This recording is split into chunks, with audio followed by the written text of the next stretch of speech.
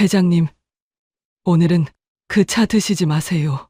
아무도 주목하지 않던 청소부 박미선이 떨리는 목소리로 말했습니다. 78세 재벌 회장 강인호는 책상 위 찻잔을 내려다봤어요. 매일 아침 마시던 그저 평범한 차였습니다. 왜 청소부는 회장에게 차를 마시지 말라고 했을까요? 오늘 사연 시작하기 전 무료 버튼인 구독과 좋아요는 저에게 큰 힘이 됩니다. 그리고 어디서 듣고 계신지 댓글 남겨주세요. 반갑게 인사드릴게요. 지금 사연 시작합니다. 오전 6시 40분. 서울 중심부에 자리한 대기업 본사 건물은 아직 잠들어 있었습니다. 로비의 대리석 바닥은 어젯밤 야간 청소팀이 닦아놓은 덕분에 새벽 햇살을 받아 차갑게 빛나고 있었죠. 엘리베이터 안내등만이 깜빡이며 건물 안에 생명이 있음을 알렸습니다. 78세의 강인호 회장은 오늘도 어김없이 가장 먼저 출근했습니다. 그는 평생을 이 시간에 맞춰 살아왔어요. 가난한 집안에서 태어나 손수레를 끌며 시작한 사업이 지금은 수만 명의 직원을 먹여 살리는 대기업이 되었습니다. 그 긴 세월 동안 단 한 번도 늦잠을 잔 적이 없었죠. 회장은 전용 엘리베이터를 타고 최상층으로 올라갔습니다. 복도를 지나 회장실 문을 여는 순간 익숙한 소독약 냄새와 함께 묘한 쓴맛 같은 향이 코끝을 스쳤어요. 요즘 들어 자주 맡는 냄새였지만 회장은 별로 신경 쓰지 않았습니다. 나이가 드니 후각도 예전 같지 않다고 생각했거든요. 책상 위에는 어느새 보온 텀블러가 놓여 있었습니다. 최윤아 수석비서가 매일 아침 준비해두는 차였어요. 회장이 오기 전에 미리 와서 준비해두는 게 그녀의 일과였죠. 진한 갈색 액체가 담긴 텀블러에서는 따뜻한 김이 피어올랐습니다. 회장이 서류 가방을 내려놓고 막 의자에 앉으려는 순간이었습니다. 회장님, 조용한 목소리가 들렸어요. 회장은 고개를 돌렸습니다. 문 근처에 63세의 박미선이 청소 카트를 잡은 채 서 있었어요. 그녀는 이 건물에서 8년째 청소 일을 하고 있었습니다. 말수가 적고 성실하기로 유명한 사람이었죠. 회장은 그녀의 얼굴을 정확히 기억하진 못했지만 매일 아침 이 시간에 회장실을 정리하는 사람이라는 건 알고 있었습니다. 무슨 일인가? 회장의 목소리는 늘 그렇듯 단호했습니다. 미선은 손을 꼭 쥔 채 망설이고 있었어요. 그녀의 얼굴에는 무언가 말하고 싶지만 차마 입 밖으로 꺼내지 못하는 사람의 표정이 역력했습니다. 저기 제가 이런 말씀을 드려도 될지 모르겠습니다만 미선의 목소리는 떨리고 있었어요. 그녀는 평생 남의 눈에 띄지 않으려 애쓰며 살아온 사람이었습니다. 남편이 일찍 세상을 떠난 뒤 식당에서 파출부로 온갖 일을 전전하며 두 아들을 키웠죠. 그런 그녀가 재벌 회장 앞에서 입을 여는 건 엄청난 용기가 필요한 일이었습니다. 말해보게. 회장이 말했습니다. 미선은 숨을 한 번 크게 들이쉬었어요. 오늘은 그 차 드시지 마세요. 회장실의 공기가 멈춘 것 같았습니다. 회장은 미선을 빤히 바라보았어요. 무슨 말인지 이해가 되지 않았습니다. 청소부가 자신에게 차를 마시지 말라니 도대체 무슨 뜻일까요? 무슨 소리인가? 회장의 목소리에 날이 서기 시작했습니다. 미선은 고개를 더 숙였어요. 그녀의 손은 여전히 떨리고 있었습니다. 죄송합니다. 제가 주제넘게 하지만 회장님, 정말로 오늘은 그 차를 드시지 않으셨으면 합니다. 회장은 책상 위의 텀블러를 내려다보았습니다. 평범한 보온 텀블러였어요. 매일 아침 마시던 바로 그 차였죠. 도대체 뭐가 문제라는 걸까요? 이유를 말해보게. 왜 이 차를 마시면 안 되는 건가? 미선은 입술을 깨물었습니다. 그녀는 말해야 할지 말아야 할지 갈등하고 있었어요. 하지만 지난 몇 주간 자신이 본 것들을 떠올리자 더 이상 침묵할 수 없었습니다. 제가 확신할 수는 없습니다. 하지만 회장님께서 그 차를 드신 뒤로 뭔가 이상하십니다. 회장의 표정이 굳어졌습니다. 이상하다니 무슨 뜻일까요? 미선은 조심스럽게 말을 이어갔어요. 회장님은 늘 정확하신 분이십니다. 그런데 요즘은 같은 말씀을 여러 번 하시고 같은 서류를 다시 찾으십니다. 그리고 그럴 때마다 항상 이 차를 드신 직후였습니다. 회장은 아무 말도 하지 않았습니다. 하지만 미선의 말이 전혀 근거 없는 소리는 아니었어요. 최근 들어 회장 자신도 느끼고 있었던 부분이었으니까요. 회의 중에 방금 결정한 사안을 다시 물어본 적도 있었고, 어제 읽은 보고서를 오늘 다시 읽으며 생소하게 느낀 적도 있었습니다. 처음에는 나이 탓이라고 생각했어요. 78세면 기억력이 떨어지는 게 당연하다고 스스로를 납득시켰죠. 하지만 지금 이 청소부의 말을 듣고 보니 뭔가 석연치 않은 느낌이 들었습니다. 자네는 매일 여기서 청소를 하나? 예, 회장님. 매일 아침 6시에 출근해서 2층 전체를 정리합니다. 그렇다면 자네는 이 방의 모든 걸 보고 있겠군. 미선은 고개를 끄덕였습니다. 회장은 잠시 생각에 잠겼어요. 그리고 천천히 입을 열었습니다. 좋아. 오늘은 이 차를 마시지 않겠네. 자네 말대로. 미선의 얼굴에 안도의 빛이 스쳤습니다. 회장은 텀블러를 책상 한쪽으로 밀어두었어요. 그리고 미선을 다시 바라보았습니다. 하지만 자네, 이건 매우 심각한 주장일세. 만약 근거가 없다면 자네는 큰일 날 수도 있어. 알고 있습니다, 회장님.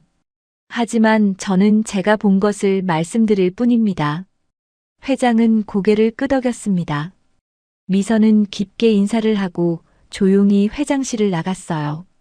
문이 닫히는 소리가 복도에 작게 울렸습니다. 회장은 혼자 남았습니다. 그는 다시 책상 위의 텀블러를 바라보았어요. 텀블러에서는 여전히 따뜻한 김이 피어오르고 있었습니다. 과연 이 안에 무엇이 들어있는 걸까요? 그리고 만약 정말로 뭔가 문제가 있다면 누가, 왜 이런 짓을 하는 걸까요? 회장은 오랜만에 느껴보는 긴장감에 몸이 곤두섰습니다.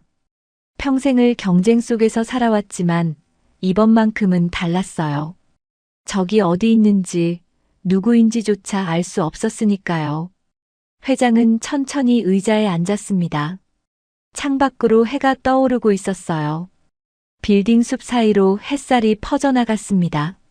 새로운 하루가 시작되었습니다. 하지만 강인호 회장에게 오늘은 지금껏 살아온 78년 중 가장 조심스러운 하루가 될 것 같았습니다. 박미선의 하루는 새벽 5시 30분에 시작됩니다. 알람이 울리기도 전에 눈이 떠지는 건 오랜 습관이었어요. 남편이 세상을 떠난 뒤 20년 동안 미선은 단 하루도 늦잠을 잔 적이 없었습니다. 두 아들을 키우기 위해 식당에서 파출부로 청소일까지 안 해본 일이 없었죠. 지금은 아들들이 다 자라 독립했지만 미선의 새벽 기상 습관은 변하지 않았습니다. 6시 정각, 미선은 회사 건물에 도착했어요. 직원 출입구로 들어가 청소부 전용 탈의실에서 작업복으로 갈아입었습니다. 청소 카트를 끌고 엘리베이터를 타고 최상층으로 올라갔죠. 이 시간에는 건물 전체가 텅 비어 있었습니다. 미선이 담당하는 구역은 최상층 임원 사무실 전체였어요. 그 중에서도 가장 먼저 들어가는 곳은 회장실이었습니다. 회장이 6시 40분에 출근하니 그 전에 청소를 마쳐야 했거든요. 미선은 회장실 문을 열고 안으로 들어갔습니다. 넓은 사무실은 항상 같은 모습이었어요. 큰 책상, 가죽 소파, 벽면을 가득 채운 책장. 창문 너머로는 서울 시내가 한눈에 내려다 보였습니다. 미선은 먼지를 털고 바닥을 닦고 쓰레기통을 비우는 일을 시작했어요. 8년 동안 매일 같은 일을 했기에 손이 저절로 움직였습니다. 그런데 이상한 점이 있었습니다. 약 2달 전부터였어요. 회장 책상 위에 놓인 텀블러에서 이상한 냄새가 나기 시작했습니다. 처음에는 그냥 차 종류가 바뀐 건가 싶었어요. 하지만 그 냄새는 보통 차에서 나는 향이 아니었습니다. 쓴맛 같기도 하고 약품 같기도 한 묘한 냄새였죠. 미선은 청소를 하면서 자연스럽게 회장실의 변화를 관찰하게 되었습니다. 예전에는 최유나 비서가 탕비실에서 직접 차를 끓여 가져왔어요. 회사 주방에 있는 일반 찻잔에 담아서요. 그런데 어느 날부터 비서는 외부에서 가져온 밀봉된 파우치를 사용하기 시작했습니다. 회장 전용이라며 특별한 텀블러에 담아왔죠. 이 컵은 절대 손대지 마세요. 비서가 미선에게 단호하게 말했어요. 회장님 전용이니까 청소할 때도 건드리지 마세요. 미선은 이상하다고 느꼈습니다. 청소부에게까지 이런 지시를 하다니요. 하지만 미선은 아무 말도 하지 않았어요. 자신은 그저 청소하는 사람일 뿐이었으니까요. 그런데 더 이상한 일들이 계속 일어났습니다. 회장의 행동이 달라지기 시작한 겁니다. 미선은 매일 같은 시간에 같은 장소에서 일했기 때문에 회장의 패턴을 자연스럽게 알게 되었어요. 회장은 원래 매우 정확한 사람이었습니다. 한 번 본 서류는 다시 찾지 않았고 같은 질문을 반복하는 법도 없었죠. 하지만 그 차를 마시기 시작한 뒤로 모든 게 달라졌어요. 어느 날 아침이었습니다. 미선이 복도를 청소하고 있는데 회장실 문이 열렸어요. 회장이 비서를 불렀습니다. 유나 씨, 어제 내가 결제한 서류가 어디 있나? 회장님, 그 서류는 오늘 아침에 결제하셨습니다. 비서의 목소리가 들렸어요. 아, 그랬나? 회장의 목소리에는 당혹감이 묻어 있었습니다. 미선은 걸레질을 하는 척하며 귀를 기울였어요. 며칠 뒤에는 더 놀라운 일이 있었습니다. 회장이 미선에게 물었어요. 오늘 무슨 요일이지? 화요일입니다, 회장님. 미선이 대답했습니다. 그날 오후 회장이 또 물었어요. 오늘 무슨 요일이라고 했나? 화요일입니다, 회장님. 같은 질문을 하루에 2번이나 한 겁니다. 미선은 그때부터 주의 깊게 관찰하기 시작했어요. 그리고 한 가지 패턴을 발견했습니다. 회장이 이상한 행동을 보이는 건 항상 그 차를 마신 직후였어요. 아침에 차를 마시고 나면 1시간쯤 뒤부터 회장의 말과 행동이 흐트러지기 시작했습니다. 서류를 뒤적이다가 같은 문서를 다시 찾고 방금 한 지시를 또 반복했죠. 미선은 점점 확신하게 되었습니다. 그 차에 뭔가 문제가 있다고요. 하지만 누구에게 말해야 할까요? 미선은 그저 청소부일 뿐이었습니다. 재벌 회장에게 차를 마시지 말라고 말할 권한도 용기도 없었어요. 며칠 동안 미선은 고민했습니다. 밤에 잠을 이루지 못하고 뒤척였죠. 양심이 그녀를 괴롭혔어요. 만약 정말로 누군가 회장에게 해를 끼치고 있다면, 그리고 자신이 침묵한다면 그것도 공범이 되는 게 아닐까요? 미선은 남편 생각을 했습니다. 남편은 평생 정직하게 살았던 사람이었어요. 미선아, 세상에서 가장 무서운 건 양심의 가책이야. 돈이 없어도 힘이 없어도 양심만큼은 지키고 살자. 남편이 생전에 자주 하던 말이었습니다. 미선은 결심했어요. 회장에게 말하기로요. 어떤 결과가 오더라도 자신이 본 것을 말해야 한다고 생각했습니다. 그래서 오늘 아침 미선은 떨리는 목소리로 회장에게 말했던 겁니다. 오늘은 그 차 드시지 마세요. 회장실을 나온 미선은 복도 구석에 주저앉았어요. 온몸이 떨렸습니다. 자신이 방금 무슨 일을 한 건지 실감이 났거든요. 만약 자신의 추측이 틀렸다면, 만약 회장이 화를 낸다면 해고당할 수도 있었어요. 아니, 어쩌면 더 큰 일이 생길지도 몰랐습니다. 하지만 미선은 후회하지 않았습니다. 자신은 옳은 일을 했다고 믿었어요. 복도 창문으로 햇살이 들어왔습니다. 미선은 천천히 일어나 다시 청소 카트를 잡았어요. 아직 청소할 곳이 많이 남아 있었습니다. 미선은 묵묵히 자신의 일을 계속했습니다. 보이지 않는 사람, 누구도 주목하지 않는 사람. 하지만 오늘만큼은 미선은 가장 중요한 증인이 되었습니다. 오전 10시 임원 회의실. 길고 넓은 회의 테이블 주위로 임원들이 자리를 잡았습니다. 강인호 회장이 상석에 앉았고 그 옆에는 동생 강태준 부회장이 자리했어요. 오늘 안건은 신규 사업 투자 건이었습니다. 해외 법인 확장에 관한 중요한 결정을 내려야 하는 날이었죠. 회장은 서류를 펼쳐들었습니다. 지난주에 검토한 베트남 법인 건인데 회장이 말을 시작했어요. 그런데 이상했습니다. 회장의 눈동자가 서류 위를 헤매고 있었거든요. 이게 우리가 이미 결정한 사안 아닌가? 회의실에 잠시 침묵이 흘렀습니다. 재무 담당 상무가 조심스럽게 입을 열었어요. 회장님, 그건 작년에 진행한 태국 법인 건입니다. 오늘은 베트남 신규 투자 검토입니다. 회장의 얼굴이 굳어졌습니다. 아, 그렇지. 베트남이었지. 회장은 다시 서류를 들여다보았어요. 하지만 금방 또 같은 질문을 했습니다. 그런데 이 투자 규모는 누가 산정한 건가? 회장님께서 지난 월요일에 직접 승인하신 금액입니다. 인사 담당 이사가 대답했습니다. 회장은 아무 말도 하지 않았어요. 그저 서류를 멍하니 바라보고만 있었습니다. 회의실의 공기가 무거워졌습니다. 임원들은 서로 눈빛을 교환했어요. 모두가 같은 생각을 하고 있었습니다. 회장님께 뭔가 문제가 있는 게 아닐까? 그때 강태준 부회장이 부드러운 목소리로 말했습니다. 형님, 요즘 많이 피곤하신 것 같습니다. 건강을 좀 챙기셔야 할 것 같아요. 나는 괜찮네. 회장이 짧게 대답했습니다. 하지만 그의 목소리에는 확신이 없었어요. 회의는 어색한 분위기 속에서 계속되었습니다.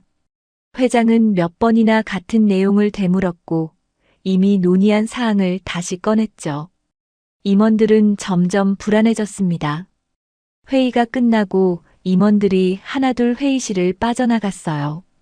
복도에서 임원들이 모여 작은 목소리로 속삭였습니다. 회장님 상태가 심상치 않으신 것 같아. 오늘만 그런 게 아니야. 요즘 계속 저러셔. 혹시 치매 아닐까? 누군가 조심스럽게 말했습니다.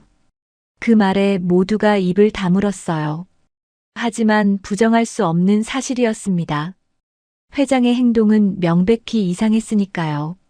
한편 강태준 부회장은 자신의 사무실로 돌아왔습니다. 그는 책상에 앉아 생각에 잠겼어요. 오늘 회의에서 본 형의 모습은 완벽했습니다. 정확히 그가 원하던 그림이었죠. 태준은 서랍에서 휴대전화를 꺼냈습니다. 누군가에게 전화를 걸었어요. 잘하고 있어. 계속 그대로 진행하게. 짧은 통화였습니다. 태준은 전화를 끊고 창밖을 바라보았어요. 그의 입가에 희미한 미소가 번졌습니다. 오후가 되자 회사 안에서 소문이 퍼지기 시작했습니다. 회장님이 회의 중에 같은 말씀을 여러 번 반복하셨대. 기억력에 문제가 있으신 것 같아. 나이가 나이시니까. 직원들은 수군거렸어요. 그 소문은 빠르게 퍼져나갔습니다. 해외 지사에 있던 강서연도 그 소식을 들었습니다. 회장의 외동딸인 서연은 급히 비서에게 전화를 걸었어요. 아버지 상태가 어때요? 제대로 된 건강검진은 받으셨어요? 회장님께서는 괜찮다고 하십니다. 하지만 비서 최유나의 목소리가 들렸습니다. 걱정이 되시면 한번 들어오시는 게 좋을 것 같습니다. 서연은 전화를 끊고 깊은 한숨을 쉬었어요. 아버지는 평생 회사를 위해 살아온 사람이었습니다. 가족보다 일을 우선시했고 단 하루도 쉬지 않았죠. 그런 아버지가 기억을 잃어간다니. 서연은 가슴이 아팠습니다. 그날 저녁 강태주는 몇몇 주요 주주들을 만났습니다. 조용한 한정식집 룸에서였어요. 회장님 건강이 많이 안 좋으신 것 같습니다. 태준이 걱정스러운 표정으로 말했습니다. 형님을 평생 존경해왔지만 이제는 회사를 생각해야 할 때입니다. 주주들도 고개를 끄덕였어요. 부회장님 말씀이 맞습니다. 경영 공백이 생기면 안 되죠. 후계 구도를 명확히 해야 할 시점입니다. 태주는 조심스럽게 말을 이었습니다. 사실 의사소견을 받아볼까 합니다. 전문의 상담이 필요할 것 같아서요. 좋은 생각입니다. 회장님을 위해서라도 그래야죠. 주주들이 동의했습니다. 태주는 속으로 미소 지었어요. 모든 게 계획대로 흘러가고 있었습니다. 그날 밤 강인호 회장은 집에 돌아와 거울 앞에 섰습니다. 거울 속 자신의 얼굴을 바라보았어요. 78세의 나이가 고스란히 드러나는 얼굴이었습니다. 나는 정말 늙은 건가? 회장은 스스로에게 물었습니다. 오늘 회의에서 자신이 보인 모습이 떠올랐어요. 임원들의 당황한 표정도요.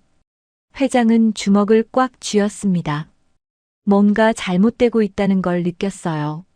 하지만 무엇이 잘못된 건지 정확히 알 수 없었습니다. 그때 아침에 박미선이 했던 말이 떠올랐습니다. 오늘은 그 차 드시지 마세요. 회장은 오늘 그 차를 마시지 않았어요. 그런데도 회의에서 실수를 했습니다. 혹시 이미 늦은 건 아닐까? 혹시 정말로 자신에게 문제가 생긴 건 아닐까? 회장은 깊은 고민에 빠졌습니다. 창밖으로 밤이 깊어가고 있었어요. 서울의 불빛들이 반짝이고 있었습니다. 회장은 오랫동안 창밖을 바라보았습니다. 뭔가 결정을 내려야 할 시간이었어요. 하지만 무엇을 어떻게 해야 할지 알 수 없었습니다. 회장은 처음으로 두려움을 느꼈습니다. 적과 싸우는 게 아니라 자기 자신과 싸워야 하는 상황. 이것이야말로 가장 어려운 전쟁이었습니다. 다음 날 새벽 박미선은 다시 회장실 청소를 시작했습니다. 어제와 똑같은 시간, 똑같은 동선이었어요. 8년 동안 변하지 않은 루틴이었습니다. 미선은 청소 카트를 끌고 회장실 안으로 들어갔어요. 먼지를 털고 책상을 닦고 바닥을 쓸었습니다. 그런데 오늘은 유난히 회장 책상 주변을 주의 깊게 살폈어요. 어제 회장에게 했던 말 때문에 더 조심스러워진 겁니다. 미선은 책상 옆 작은 테이블을 닦다가 멈칫했습니다. 거기에 어제 그 텀블러가 그대로 놓여 있었거든요. 회장이 마시지 않은 채로요. 미선은 가만히 텀블러를 들여다보았어요. 뚜껑을 통해 안에 액체가 보였습니다. 진한 갈색의 차였죠. 겉보기엔 평범한 차였지만 미선은 알고 있었어요. 이 차에서 나는 그 이상한 냄새를요. 바로 그때였습니다. 회장실 문이 열리는 소리가 들렸어요. 미선은 깜짝 놀라 고개를 들었습니다. 최유나 비서가 들어오고 있었거든요. 평소보다 30분이나 일찍 온 겁니다. 아, 아직 청소 중이세요? 유나의 목소리에는 약간의 당황이 섞여 있었어요. 미선은 고개를 숙이며 대답했습니다. 예, 거의 다 끝났습니다. 유나는 책상으로 다가왔습니다. 그리고 어제의 텀블러를 발견했어요. 이거, 회장님이 안 드셨네요. 유나의 목소리가 살짝 굳어졌습니다. 미선은 아무렇지 않은 척 청소를 계속했어요. 하지만 귀는 곤두세우고 있었습니다. 유나는 텀블러를 들고 잠시 생각하는 듯 했어요. 그러더니 화장실로 가서 내용물을 버렸습니다.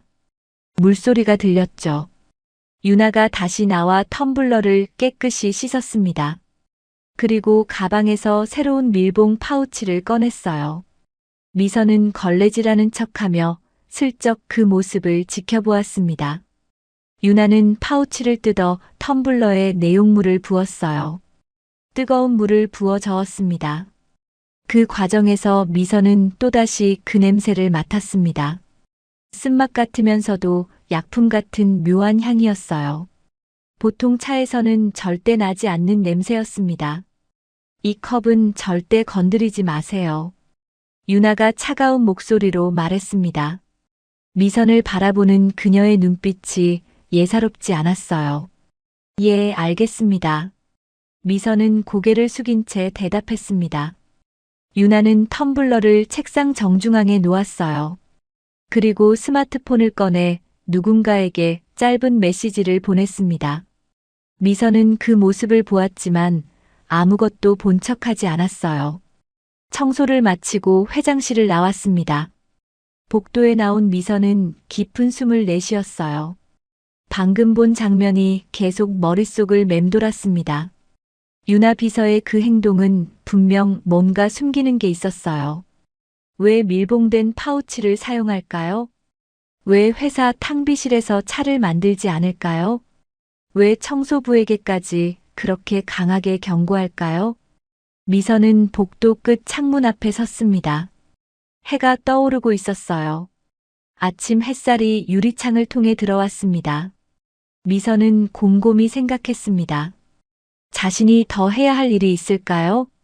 어제 회장에게 말한 것만으로 충분할까요? 아니면 더 확실한 증거를 찾아야 할까요? 그때 엘리베이터 문이 열렸습니다. 강인호 회장이 나타났어요. 오늘도 6시 40분 정각이었습니다. 회장은 복도를 걸어오다 미선을 발견했습니다. 두 사람의 시선이 마주쳤어요. 회장은 잠시 멈춰 섰습니다. 오늘도 그 차가 준비되어 있나? 회장이 조용히 물었습니다. 미선은 고개를 끄덕였어요. 예, 회장님. 비서님이 방금 준비하셨습니다. 회장의 얼굴에 미묘한 표정이 스쳤습니다. 그렇군. 회장은 더 이상 말하지 않고 회장실로 들어갔어요. 미선은 그 뒷모습을 바라보았습니다. 회장실 문이 닫혔습니다. 미선은 청소 카트를 끌고 다음 사무실로 향했어요. 하지만 마음은 여전히 무거웠습니다. 한편 회장실 안. 강인호 회장은 책상 앞에 섰습니다. 그리고 텀블러를 내려다보았어요. 오늘도 어김없이 따뜻한 차가 준비되어 있었습니다. 회장은 텀블러를 집어들었습니다. 뚜껑을 열자 김이 피어올랐어요. 그리고 그 냄새. 회장은 처음으로 그 냄새를 의식적으로 맡아보았습니다. 차 향기 같기도 하지만 뭔가 다른 냄새가 섞여 있었어요. 쓴맛 같으면서 약품 같은 향이었습니다. 회장은 텀블러를 다시 책상에 내려놓았어요. 그리고 의자에 앉아 생각에 잠겼습니다. 박미선이 했던 말이 계속 머릿속을 맴돌았습니다. 회장님께서 그 차를 드신 뒤로 뭔가 이상하십니다. 같은 말씀을 여러 번 하시고 같은 서류를 다시 찾으십니다. 그리고 그럴 때마다 항상 이 차를 드신 직후였습니다. 회장은 자신의 최근 행동들을 떠올려 보았어요. 회의 중에 같은 질문을 반복했던 일, 이미 결정한 사안을 다시 물어봤던 일, 어제 읽은 서류를 오늘 다시 보며 낯설어 했던 일, 모두 사실이었습니다. 그리고 그럴 때마다 정말로 이 차를 마신 직후였던 것 같았어요. 회장은 천천히 텀블러를 들어 올렸습니다.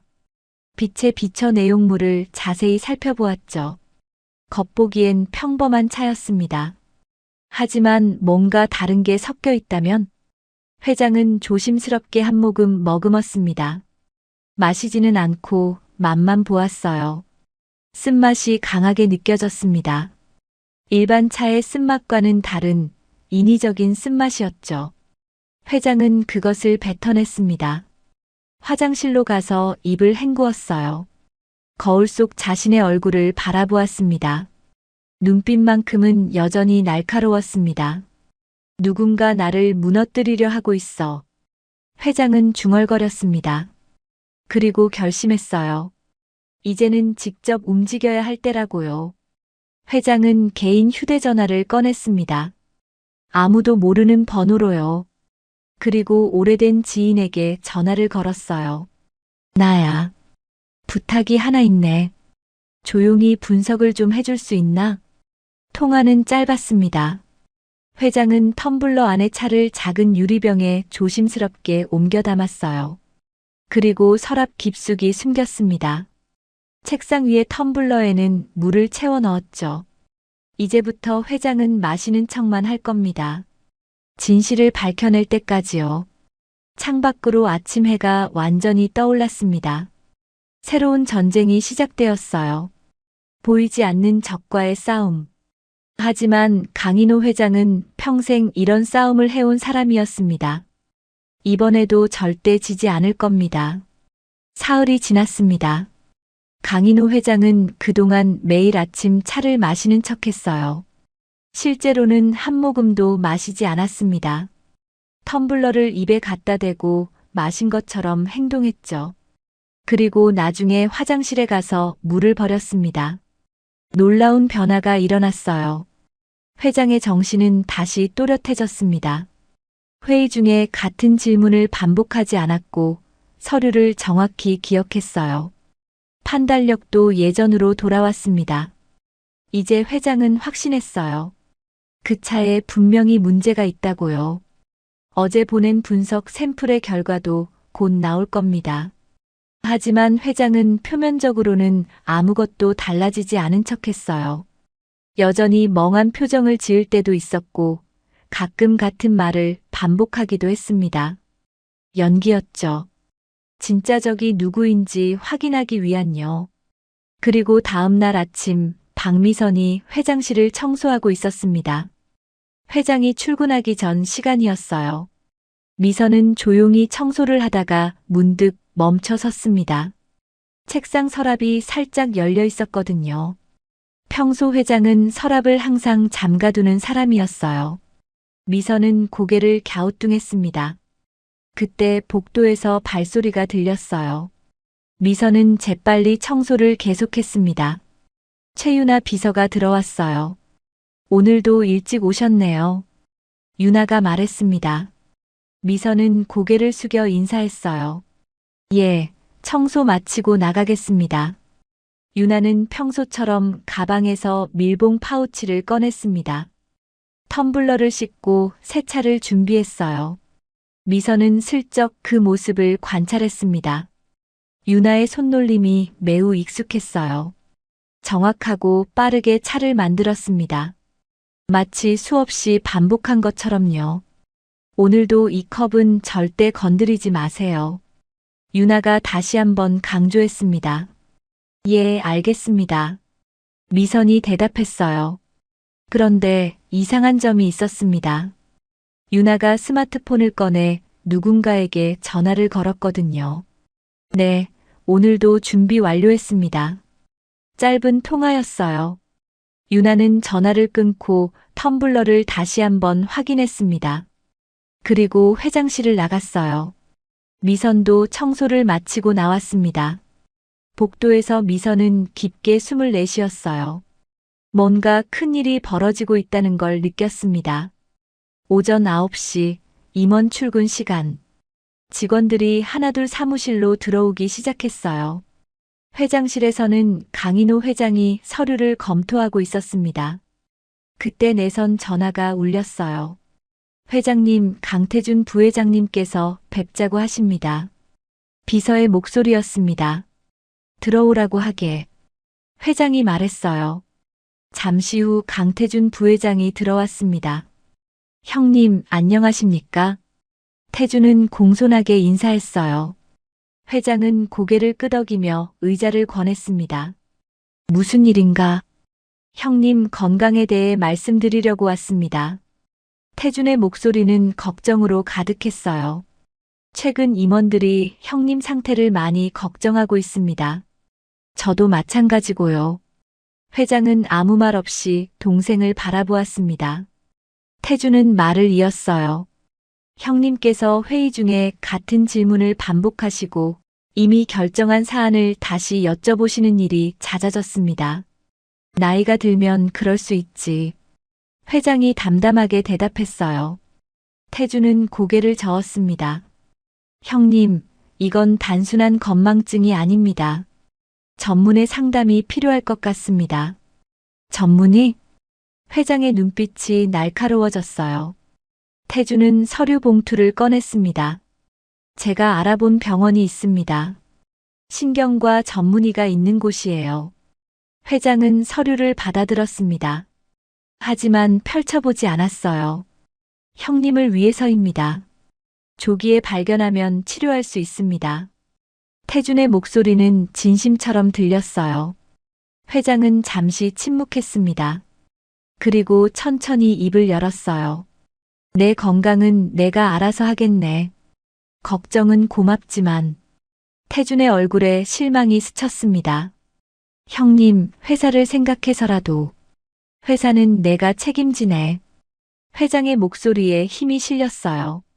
태준은 더 이상 말하지 않았습니다. 알겠습니다. 하지만 형님, 언제든 도움이 필요하시면 말씀하십시오. 태준은 자리에서 일어났어요. 형님을 위하는 마음은 변함없습니다. 그는 공손하게 인사하고 나갔습니다. 문이 닫히자 회장의 표정이 굳어졌어요. 동생의 그 말들. 표면적으로는 걱정하는 것처럼 들렸지만 회장은 알고 있었습니다. 그 안에 숨겨진 의도를요. 회장은 책상 서랍을 열었습니다. 며칠 전 숨겨둔 차 샘플이 있었어요. 그리고 오늘 아침 받은 이메일을 다시 열어보았습니다.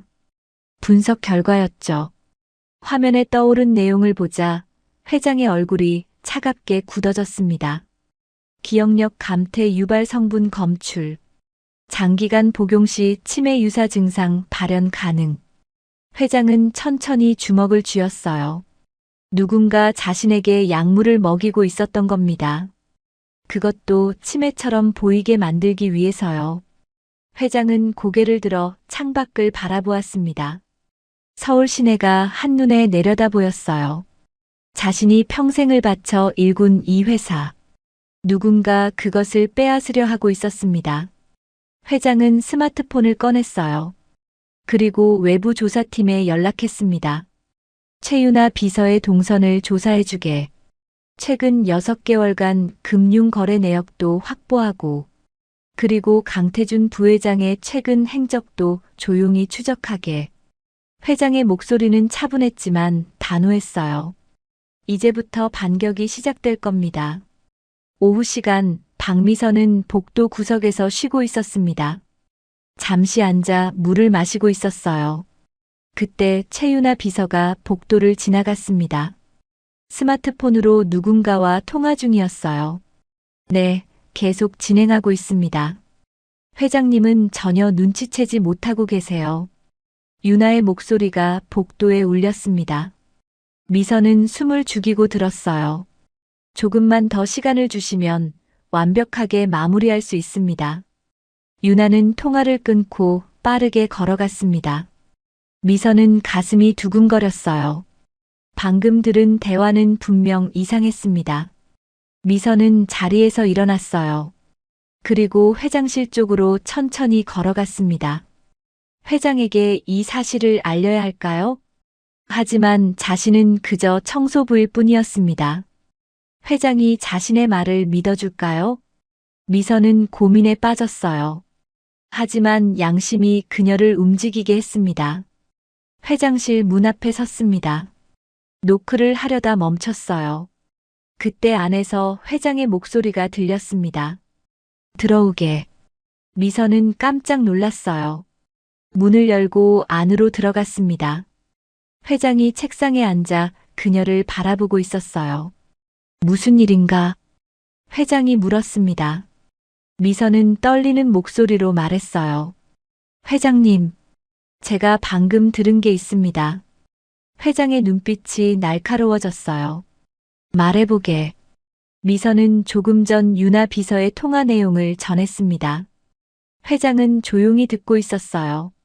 이야기가 끝나자 회장은 고개를 끄덕였습니다. 고맙네. 자네 덕분에 많은 걸 알게 되었어. 미선은 놀랐어요. 회장이 화를 내지 않았거든요. 오히려 고맙다고 했습니다. 회장님, 괜찮으십니까? 회장은 희미하게 미소 지었어요. 괜찮네. 이제 모든 게 명확해지고 있어. 미선은 안도의 한숨을 쉬었습니다. 다행입니다, 회장님. 자네도 조심하게. 위험할 수 있으니. 미선은 고개를 숙이고 나왔어요. 회장은 다시 혼자 남았습니다. 이제 모든 퍼즐 조각이 맞춰지고 있었어요. 비서 최윤아, 동생 강태준, 그리고 그들 뒤에 숨은 음모. 회장은 결심했습니다. 이제 끝낼 때가 왔다고요. 일주일 후 강인호 회장은 조용히 움직이기 시작했습니다. 외부 조사팀이 보내온 자료들이 책상 위에 쌓여 있었어요. 최윤아 비서의 금융거래 내역이었습니다. 회장은 서류를 한 장 한 장 넘기며 읽었어요. 눈빛이 점점 차갑게 변했습니다. 3개월 전부터 매달 5천만 원씩 입금. 출처는 해외 계좌. 회장은 중얼거렸어요. 다음 페이지를 넘겼습니다. 해외 계좌 명의는 페이퍼 컴퍼니. 실소유주 추적 결과. 회장의 손이 멈췄어요. 서류에 적힌 이름을 보자 회장의 얼굴이 굳어졌습니다. 강태준. 동생이었습니다. 회장은 깊은 한숨을 내쉬었어요. 형제 사이에 이런 일이 벌어지다니. 하지만 이제는 확실했습니다. 동생이 비서를 매수해서 자신에게 약물을 먹였던 겁니다. 회장을 치매 환자처럼 보이게 만들기 위해서요. 그리고 경영권을 가로채려는 계획이었죠. 회장은 다음 자료를 펼쳤습니다. 최윤아의 동선 기록이었어요. 매주 화요일 오후 강남의 한 빌딩 방문. 해당 빌딩 내 비밀 회동 장소 추정. 참석자 최윤아, 강태준, 그리고 회장의 눈이 커졌어요. 주요 주주 3명. 이미 동생은 주주들까지 포섭해둔 상태였습니다. 회장이 무능력하다는 소문을 퍼뜨리고 자신의 아들에게 경영권을 넘기려는 계획이었죠. 회장은 책상에 기대어 눈을 감았어요. 배신의 아픔이 가슴을 짓눌렀습니다. 하지만 슬퍼할 시간은 없었어요. 이제 반격해야 했습니다. 회장은 눈을 떴습니다. 그리고 개인 변호사에게 전화를 걸었어요. 모든 증거를 정리해주게. 이사회를 소집하겠네. 다음 날 아침 박미선은 평소처럼 회장실을 청소하고 있었습니다. 회장이 아직 출근하기 전이었어요. 최윤아 비서가 들어와 또다시 밀봉 파우치를 꺼냈습니다. 텀블러에 차를 준비했죠. 미선은 슬쩍 그 모습을 지켜보았어요. 윤아는 평소처럼 익숙하게 차를 만들었습니다. 하지만 오늘은 뭔가 달랐어요. 윤아의 손이 살짝 떨리고 있었거든요. 표정도 평소보다 굳어 있었습니다. 뭔가 불안한 기색이 역력했어요. 미선은 조용히 청소를 마치고 나왔습니다. 복도에서 미선은 회장과 마주쳤어요. 회장이 막 출근한 참이었습니다. 회장님 안녕하십니까? 미선이 고개를 숙여 인사했어요.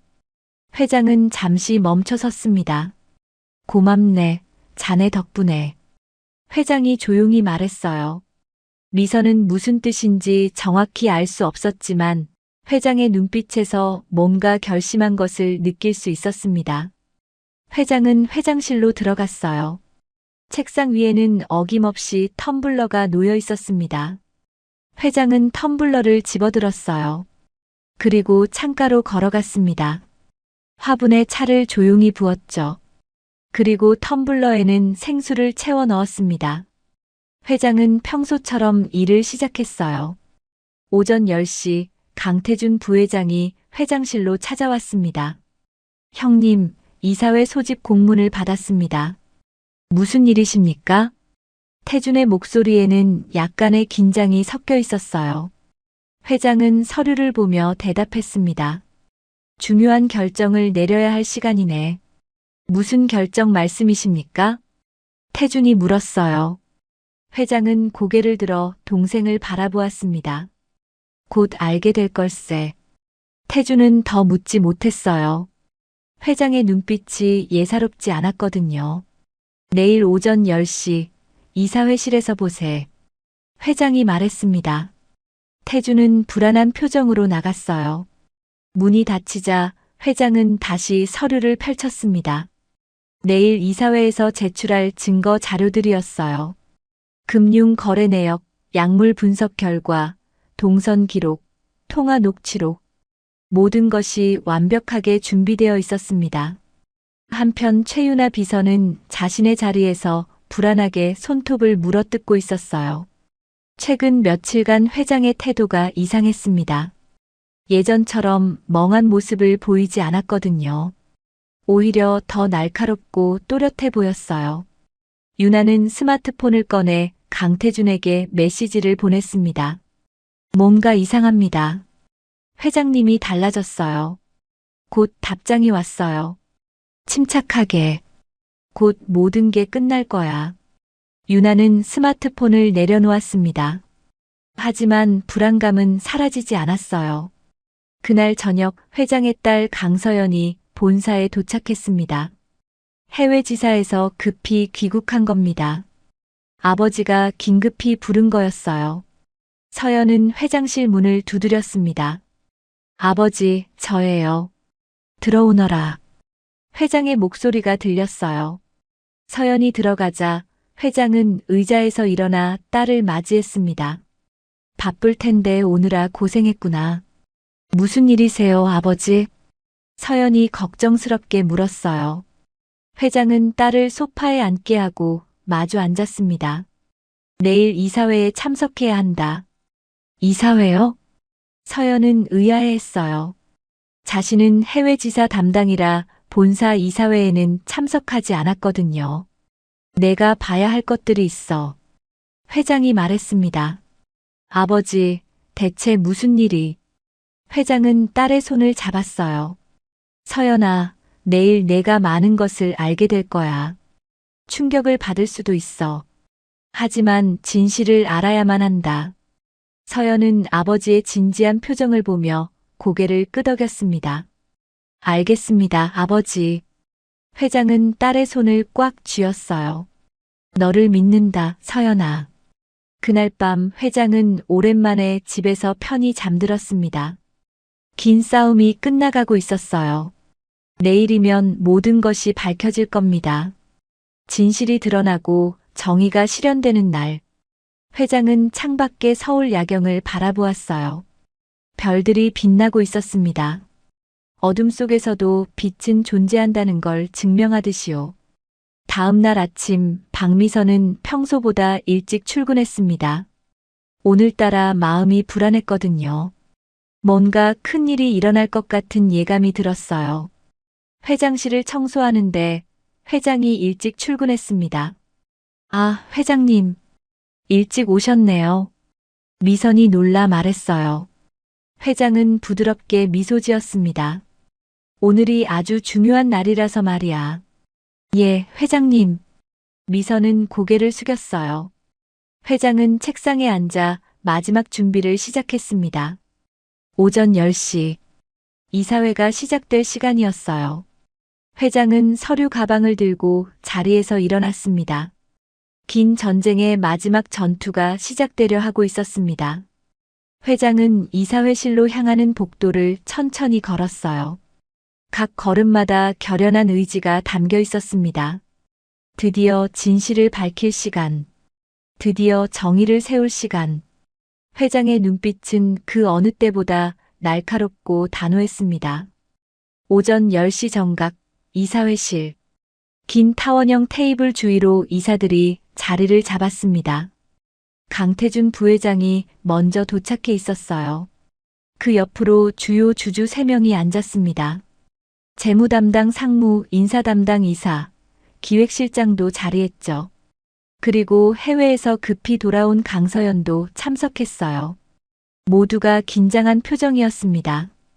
오늘 회의가 왜 소집되었는지 정확히 아는 사람은 없었거든요. 문이 열렸습니다. 강인호 회장이 들어왔어요. 손에는 두툼한 서류 가방을 들고 있었습니다. 모두 모였군요. 회장의 목소리는 차분했지만 무게감이 있었어요. 회장이 상석에 앉자 회의실 분위기가 숙연해졌습니다. 오늘 이렇게 여러분을 급히 부른 이유가 있습니다. 회장이 입을 열었어요. 최근 회사 내에서 심각한 일이 벌어지고 있었습니다. 그것을 여러분께 알려드리고자 합니다. 강태준의 얼굴이 약간 굳어졌어요. 하지만 곧 평온한 표정을 되찾았습니다. 형님, 무슨 말씀이십니까? 태준이 물었어요. 회장은 서류 가방을 열었습니다. 그리고 첫 번째 자료를 테이블 위에 펼쳐 놓았어요. 지난 2달간 나는 기억력 저하와 판단력 흐림을 겪었습니다. 회의실이 조용해졌어요. 모두가 회장을 바라보았습니다. 회의 중 같은 질문을 반복하고 이미 결정한 사안을 다시 물어보곤 했죠. 여러분도 목격하셨을 겁니다. 이사들이 고개를 끄덕였어요. 사실이었으니까요. 처음에는 나이 탓이라고 생각했어요.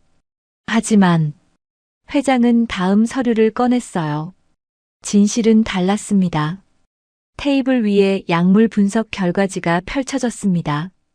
누군가 내게 약물을 먹이고 있었습니다. 회의실에 충격의 물결이 일었어요. 뭐라고요? 약물이라니? 이사들이 술렁거렸습니다. 회장은 침착하게 설명했어요. 매일 아침 내 책상에 준비되던 차입니다. 그 안에 기억력 감퇴를 유발하는 성분이 들어 있었죠. 회장은 분석 결과지를 돌렸습니다. 이사들이 하나씩 자료를 확인했어요. 모두의 얼굴이 창백해졌습니다. 장기간 복용 시 치매 유사 증상이 나타난다고 하더군요. 회장의 목소리가 차갑게 가라앉았어요. 날 무능력한 사람으로 만들려는 계획이었죠. 강태준은 여전히 침착한 척하고 있었어요. 형님, 대체 누가 그런 끔찍한 짓을... 태준아. 회장이 동생의 이름을 불렀습니다. 그 목소리에는 깊은 슬픔이 묻어 있었어요. 바로 내가 한 일이야. 회의실이 얼어붙었어요. 태준의 얼굴이 굳어졌습니다. 형님, 무슨 말씀을... 증거가 다 있다. 회장은 다음 서류를 꺼냈어요. 금융 거래 내역이었습니다. 최윤아 비서 계좌일세. 3개월 전부터 매달 5천만 원씩 들어갔더군. 회장은 다음 페이지를 넘겼어요. 출처는 해외 페이퍼 컴퍼니. 실소유주는...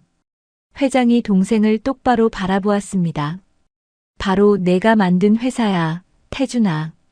태준의 얼굴에서 혈색이 사라졌어요. 형님, 이건 오해입니다. 오해가 아니야. 회장의 목소리가 떨렸어요. 분노가 아니라 상처 때문이었습니다. 유나와 내가 매주 화요일마다 만났더군. 강남 그 빌딩에서. 거기서 주주들까지 끌어들였지. 회장의 시선이 3명의 주주에게로 향했어요. 주주들은 당황한 표정으로 고개를 숙였습니다. 날 치매 환자로 만들어서 경영권을 빼앗으려 했어. 그리고 내 아들한테 회사를 넘기려던 거지. 회의실은 정적에 휩싸였어요. 태준은 의자를 붙잡고 있었습니다. 그의 손이 하얗게 떨리고 있었어요. 형님, 저는... 부정하지 마라. 회장이 말했어요. 목소리에는 깊은 상처가 배어 있었습니다. 통화 녹음도 있어. 유나랑 내가 나눈 대화까지 다 들었다. 회장은 녹음기를 꺼내 재생 버튼을 눌렀어요. 스피커에서 목소리가 흘러나왔습니다. 잘하고 있어. 계속 그대로 진행하게. 태준의 목소리였어요. 네, 부회장님. 회장님은 전혀 눈치채지 못하고 계십니다. 최윤아의 목소리가 이어졌습니다. 조금만 더 시간을 주시면 완벽하게 마무리하겠습니다. 녹음이 끝나자 회의실은 완전한 침묵에 빠졌어요. 태주는 더 이상 변명할 수 없었습니다. 그는 책상에 얼굴을 묻었어요. 형님. 태준의 목소리가 떨렸습니다. 회장은 동생을 바라보았어요. 눈가가 붉어져 있었습니다. 왜 그랬냐, 태준아. 회장의 목소리가 갈라졌어요. 우린 형제인데. 어릴 때부터 함께 자랐고 이 회사도 함께 키웠는데. 태준은 고개를 들지 못했어요. 권력이 너무 갖고 싶었습니다. 그의 목소리에는 후회가 묻어 있었어요. 형님은 모든 걸 가지셨어요. 회사도 명예도 존경도. 전 언제나 형님 뒤에 가려진 동생이었습니다. 태주는 떨리는 목소리로 고백했어요. 제 아들에게라도 회사를 물려주고 싶었어요. 강태준의 아들이 아닌 회장의 아들로 불리길 원했습니다. 회장은 눈을 감았어요. 눈물이 흘러내렸습니다. 그래서 형을 배신한 거냐? 죄송합니다, 형님. 태준도 울고 있었어요. 회장은 주먹으로 책상을 쳤습니다. 태준아, 난 널 믿었다. 회장의 목소리가 터져 나왔어요. 동생이라서가 아니야. 내가 능력 있고 믿을 만한 사람이라고 생각했다. 형님, 왜 말하지 않았냐? 내가 원하는 게 뭔지, 어떤 게 불만인지. 회장의 목소리는 분노와 슬픔이 뒤섞여 있었어요. 대신 넌 날 무너뜨리려 했다. 약을 먹여서 치매 환자로 만들어서. 형님, 정말 죄송합니다. 태주는 바닥에 무릎을 꿇었습니다. 용서해 주십시오, 형님. 제가 미쳤습니다. 회장은 동생을 내려다보았어요. 긴 침묵이 흘렀습니다. 태준아. 회장의 목소리가 조용해졌어요. 오늘부로 내 모든 직책을 박탈할 거다. 그리고 법적 조치를 취할 거야. 태준은 고개를 숙인 채 아무 말도 하지 못했어요. 하지만 회장이 말을 이었습니다. 넌 여전히 내 동생이야. 태준이 고개를 들었어요. 회장의 눈에는 여전히 눈물이 고여 있었습니다. 형제의 인연은 끊을 수 없어. 하지만 회사와 넌 이제 끝이야. 경비원들이 들어와 태준을 일으켰습니다. 태준은 형을 마지막으로 바라보았어요. 형님, 죄송합니다. 태준이 끌려나갔습니다. 회의실 문이 닫히자 회장은 의자에 주저앉았어요. 온몸에 힘이 빠진 것 같았습니다. 딸 서연이 다가와 아버지의 어깨를 잡았습니다. 아버지. 서연의 눈에도 눈물이 고여 있었어요. 회장은 딸의 손을 잡았습니다. 서연아. 예, 아버지. 오늘부터 내가 이 회사를 맡아야 한다. 서연은 놀라 아버지를 바라보았어요. 아버지, 그건. 넌 정직해. 그리고 능력도 있어. 회장이 말했습니다. 무엇보다 사람을 배신하지 않는 아이지. 회장은 딸을 똑바로 바라보았어요. 이 회사를 지켜다오, 서연아. 서연은 눈물을 닦으며 고개를 끄덕였습니다. 최선을 다하겠습니다, 아버지. 회장은 이사들을 돌아보았어요. 오늘부로 강서연을 신임 대표이사로 임명합니다. 모두 협력해 주시기 바랍니다. 이사들이 박수를 쳤어요. 회의실에 희망의 분위기가 퍼졌습니다. 회장은 창밖을 바라보았어요. 햇살이 회의실로 쏟아져 들어왔습니다. 긴 전쟁이 끝났어요.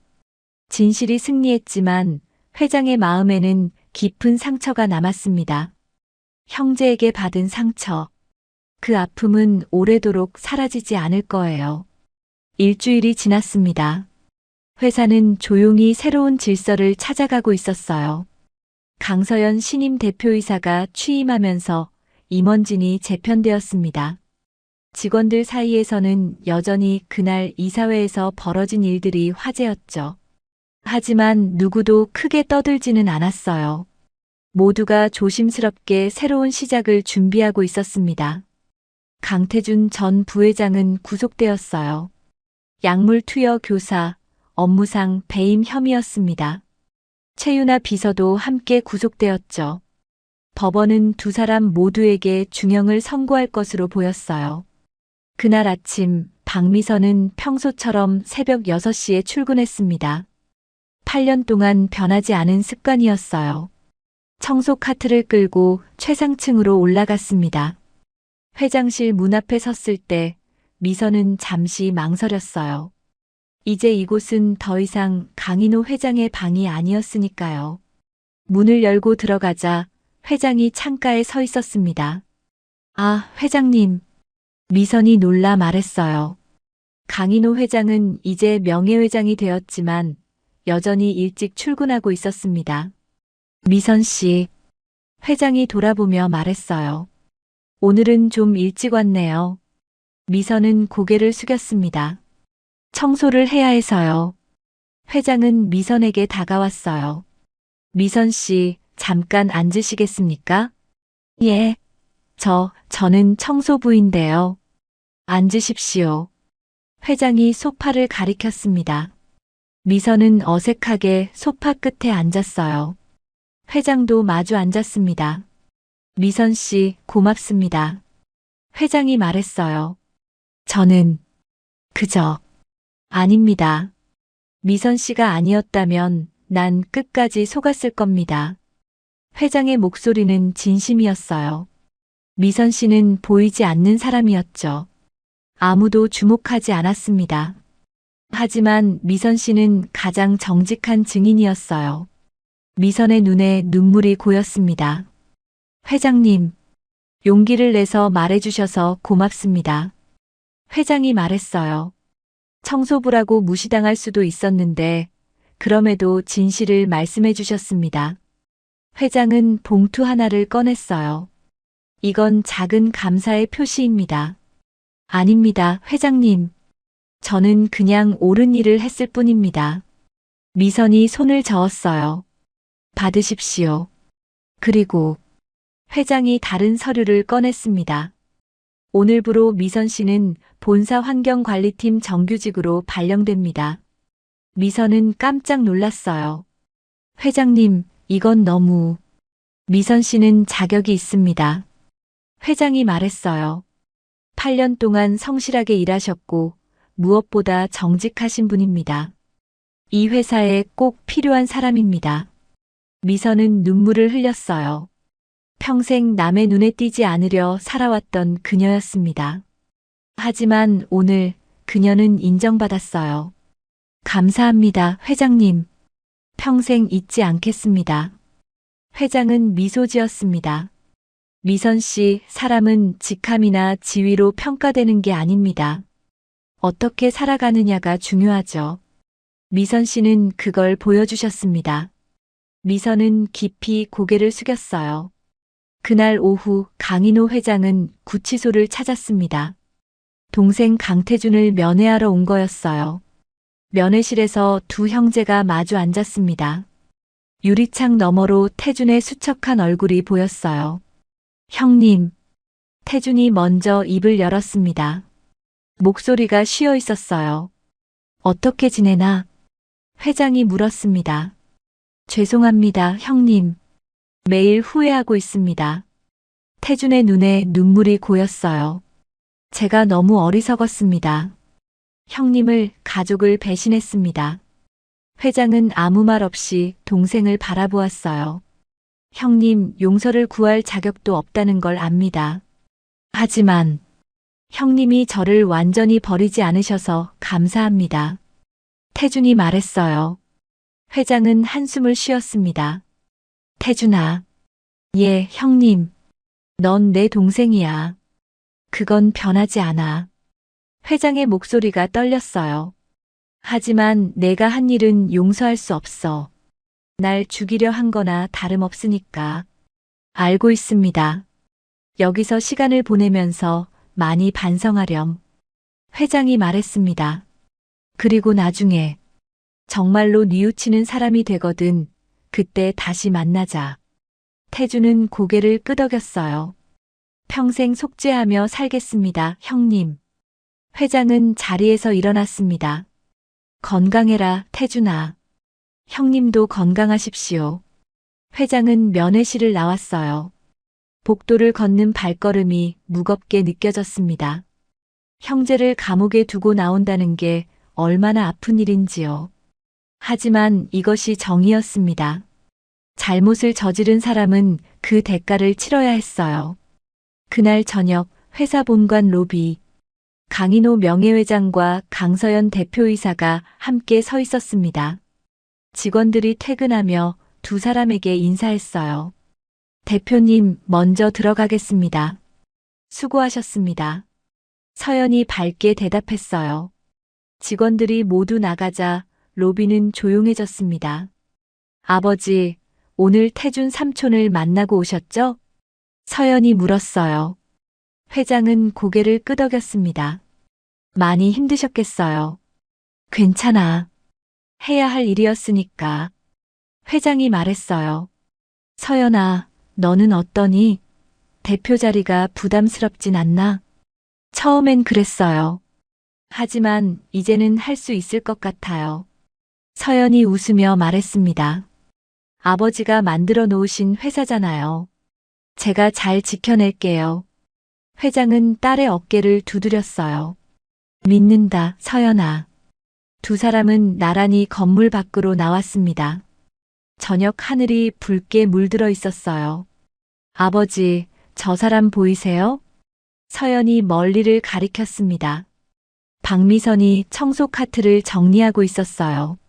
오늘부터 정규직이 된 그녀는 새 유니폼을 입고 있었습니다. 미선 씨, 회장이 불렀어요. 미선이 고개를 돌렸습니다. 회장님, 대표님. 미선이 인사했어요. 퇴근하시는 길입니까? 네, 오늘도 수고하셨습니다. 회장이 말했어요. 미선은 환하게 웃었습니다.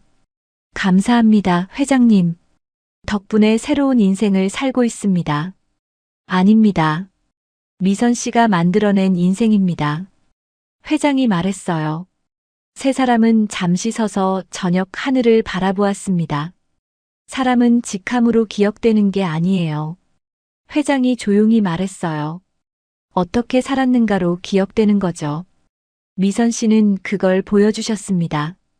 그리고 서연아, 너도 그렇게 살아가렴. 예, 아버지. 서연이 대답했어요. 저녁 바람이 불어왔습니다.